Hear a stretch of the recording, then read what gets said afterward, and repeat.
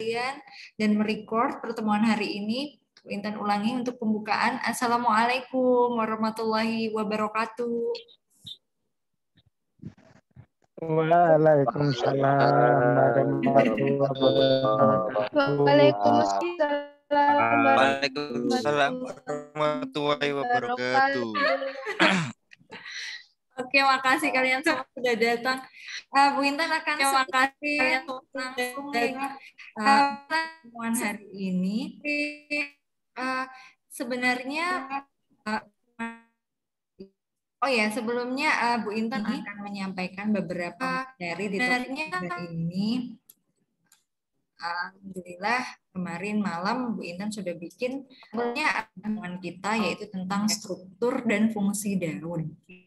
Ini karena gema Bu Intan kecilkan. Apabila suaranya Bu Intan kurang baik, ini ya bilang ya. Karena di sini beberapa sinyal Bu Intan pakai wireless mahasiswa ini dua-duanya lagi turun. Ini sinyalnya. Maafkan ya karena susah sinyal sehingga membuat pertemuan kita hari ini agak terhambat secara teknis. Oke, Bu Intan akan menyampaikan dan share screen materi kita yang sudah kalian mungkin baca lagi, kalian mungkin intip di e-learning kalian. Salah satunya struktur dan fungsi dari daun. Ini mulai nggak stabil lagi. Bagaimana kalau kita, karena di sini sinyalnya agak turun, Bu Intan tidak menggunakan webcam dulu ya, tidak menggunakan kamera, sehingga karena di sini Bu Intan sudah pakai double share screen dan juga web kamera, sehingga di sini Bu Intan off dulu untuk video webnya. Apabila kalian perhatikan di sini, teman-teman semuanya sudah terlihat jelas ya.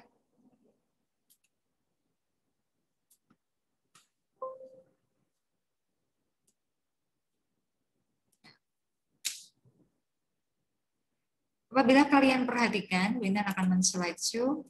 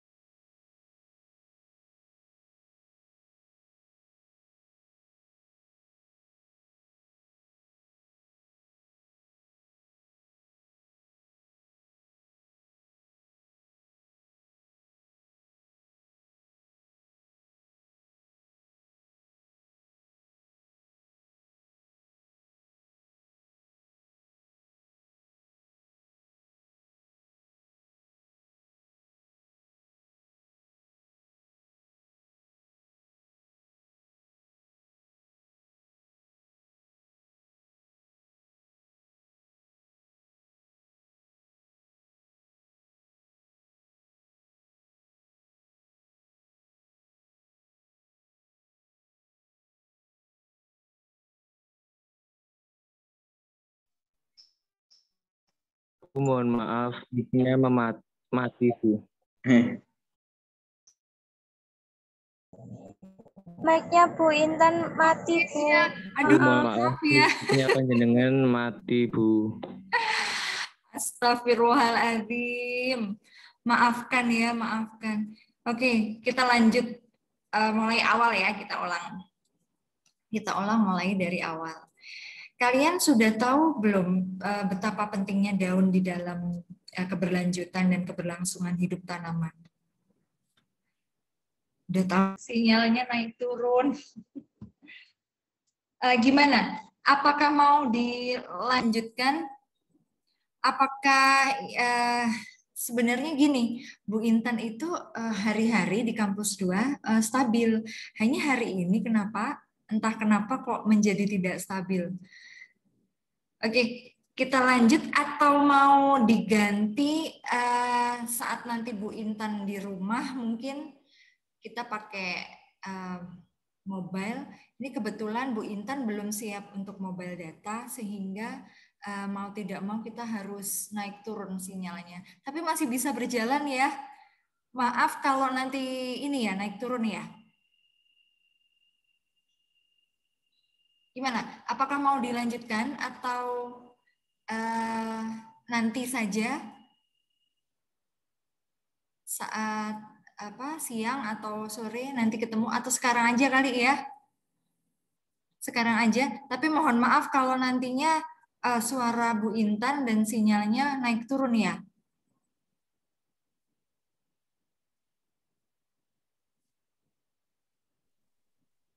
Ya, Bu, tidak apa-apa.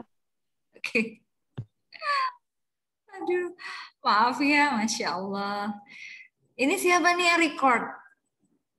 Muhammad Nuril, record ya? Share screen? Enggak, atau tampilannya Bu Intan aja yang lagi share? Dia lagi merokok, teman-teman. Si Muhammad Nuril. Oke, Bu Intan share screen aja ya. Ini mungkin tampilannya Bu Intan yang agak sedikit aneh. Karena apa ya, begitu di-share muncul mahasiswa satu persatu. Ini agak error nih hari ini. Oke, kita lanjut mulai dari awal. Structure and function of leaf. Bu Intan nggak lama-lama supaya kalian juga tidak terbebani karena naik turunnya sinyal dan susah mengerti mata kuliah hari ini. Kenapa kita belajar daun? Karena dari daunlah alat vital dari sebuah tanaman itu ada di daun. Daun tempat memasak makanan, tempat memproduksi energi, tempat segalanya, dan untuk keberlangsungan hidup itu ada di daun. Nah, maka dari itu, kenapa kita belajar tentang daun sih? Di bangku SMA atau bangku SMP bahkan, IPA kalian sudah pernah ya? Iya Bu, daun itu intinya ya untuk fotosintesis. Nah, kali ini Bu Intan akan memberikan satu ilmu, kenapa sih seberapa penting selain fotosintesis, peran apa yang sangat penting bagi tanaman, yaitu arti sebuah daun, fungsi daun itu apa. Saat kalian melihat daun, ada yang complete leaf, ya, complete leaf, lengkap, dan ada daun yang tidak lengkap. Dikatakan daun lengkap, complete leaf has sheath, stipule. Jadi ada pelepah daun atau upi daun. Leaf stalk, petiole, tangkai daun, dan sedangkan yang incomplete atau yang tidak komplit itu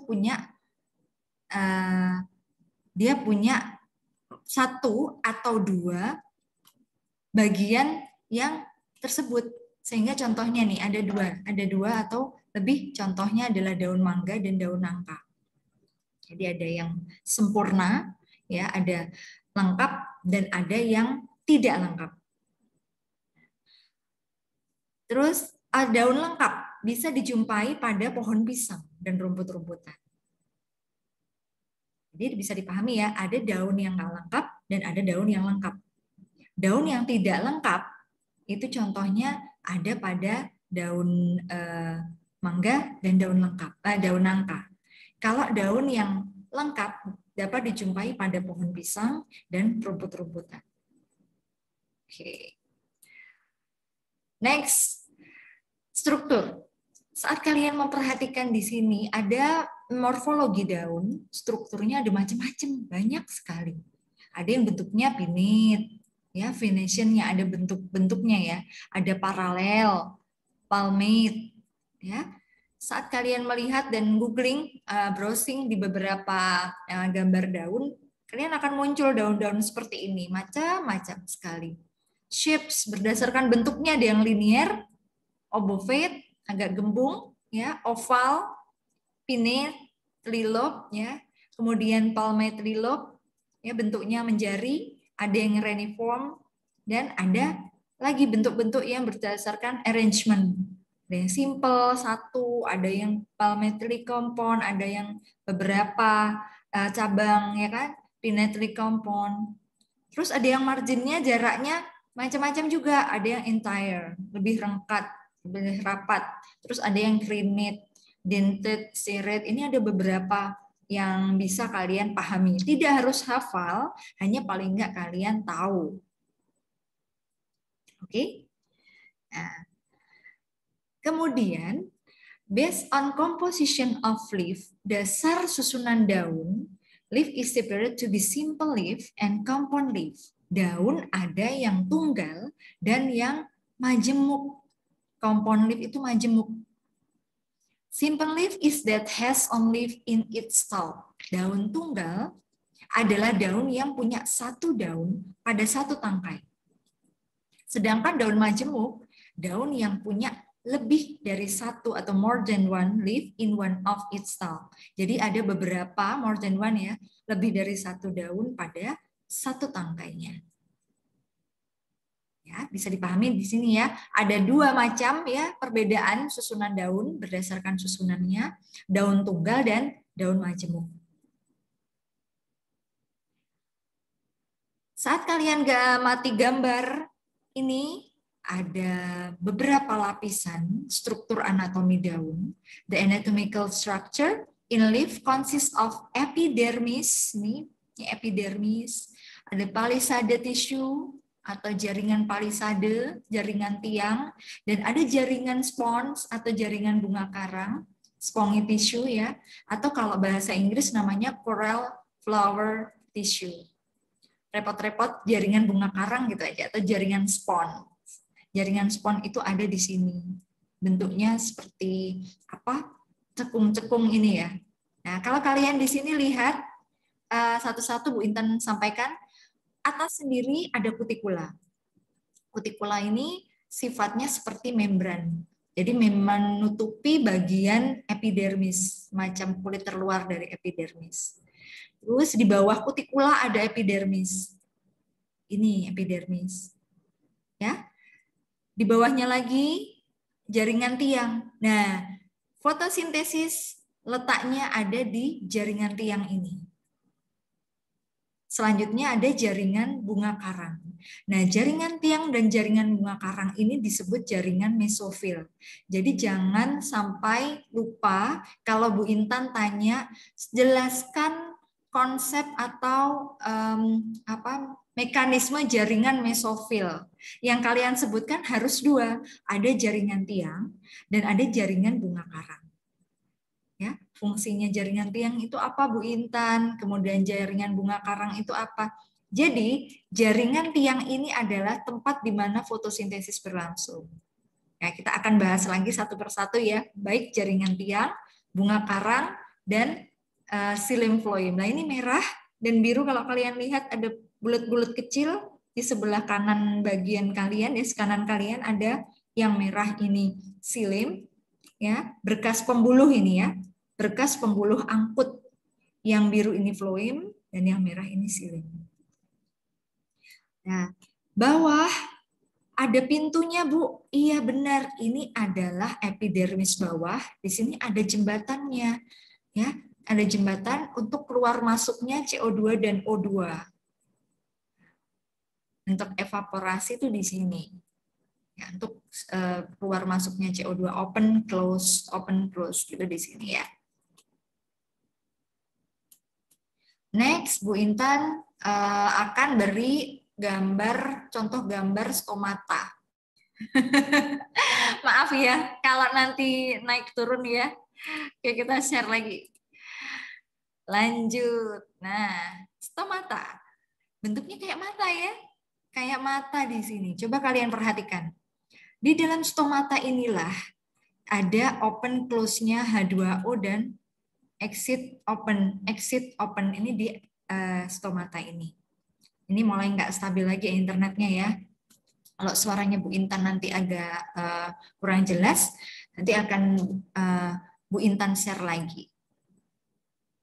Kalian perhatikan di sini, bentuknya seperti mata dan di lingkaran ini namanya stoma.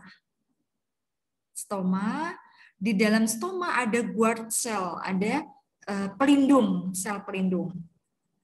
Di kuning-kuning ini, ya guard cell itu yang hijau-hijau sampai ini ya, sampai ke titik-titik ini namanya guard cell. Terus ada nukleusnya, nukleus. Dan yang kelihatan seperti mata ini stomatal opening. Jadi ini bisa membuka open, close. Ini H2O exit kalau close ya, air keluar. Open, H2O enter, dia membuka. Kita lanjut lagi. Nah, ini ya, jadi H2O exit, dia keluar, ya kan? Close, nutup. Tapi saat H2O enter, open, H2O masuk. Jadi ada keluar masuk, ada semacam buka tutup di sini ya, ada semacam buka tutup sehingga dengan leluasa H2O dan CO2 itu masuk dan keluar. Kemudian epidermis. In leaf, epidermis is found slits that are pinched by two guardian cells. Jadi epidermis itu ada di celah-celah yang diapit oleh dua sel penjaga. Dia punya bodyguard, ada dua. Celah-celah tersebut disebut stomata atau the slits are called stomata, leaf mound, jadi mulut daun. Stomata itu kan mulut daun yang berfungsi sebagai jalan keluar masuknya udara, ya, dan menghubungkan atau mengkoneksi free air, ya, udara luar dengan rongga udara pada jaringan bunga karang. Jadi yang di garis bawah adalah fungsi dari mulut daun atau stomata adalah keluar masuknya udara dan menghubungkan udara luar dengan rongga udara pada jaringan bunga karang. Ya. Kalau bunga karang tadi kan termasuk ke mesofil, nanti akan Bu Intan bahas apa itu jaringan bunga karang dan jaringan pengangkut ya nanti. Jaringan palisade. Kalian mungkin sudah pernah tahu palisade itu apa. Palisade consists of one or few layer of cell elongating vertical. Jadi jaringan tiang ini susunannya satu atau beberapa lapis sel. Jadi kayak layer gitu, ada lapis-lapis gitu memanjang dalam posisi tegak. Dan berisi lot of chloroplast. Dia berisi banyak sekali chloroplast. Sehingga pada jaringan inilah tempat berlangsungnya fotosintesis. Lanjutkan lagi. Koneksinya naik turun, saudara-saudara. Mohon maaf. Ini kali pertama Bu Intan merasakan naik turun. Nanti akan Ibu perbaiki ya. Insya Allah nanti kalau kalian misalnya ada yang belum jelas, bisa kok Bu Intan ulangi lagi di beberapa kesempatan mendatang. Nah, Bu Intan share lagi.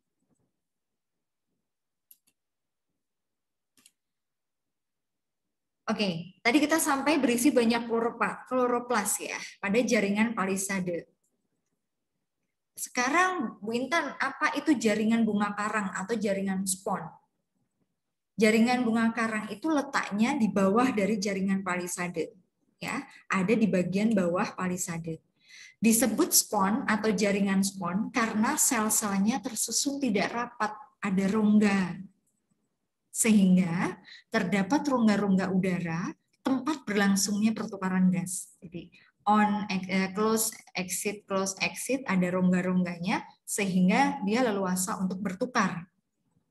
Tersusunnya dia seperti spon, ada rongga sehingga menjadi tempat untuk fotosintesis juga. Jaringan pengangkut, vascular tissue.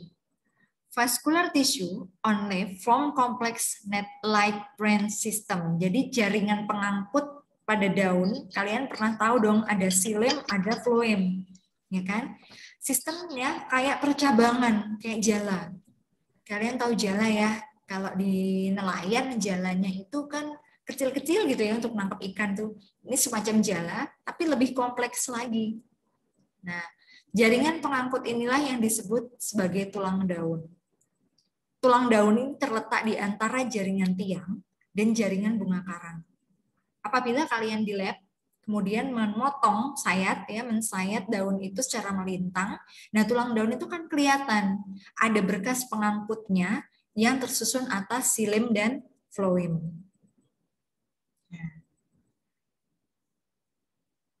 Next, fungsi daun.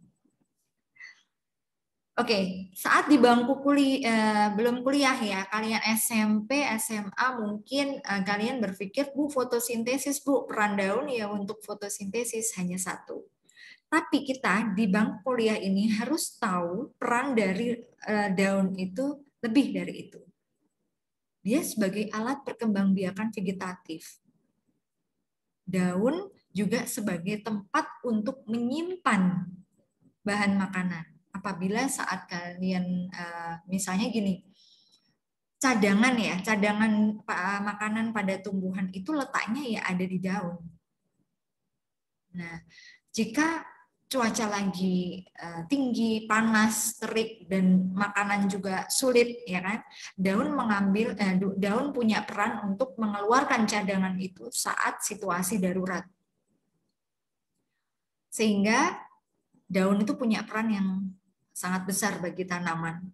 Juga salah satu fungsinya sebagai alat penguapan untuk evaporasi. Coba bayangin, kalau jati, kalian tahu ya tanaman jati, daunnya meranggas saat kemarau panjang, saat gak ada air sama sekali.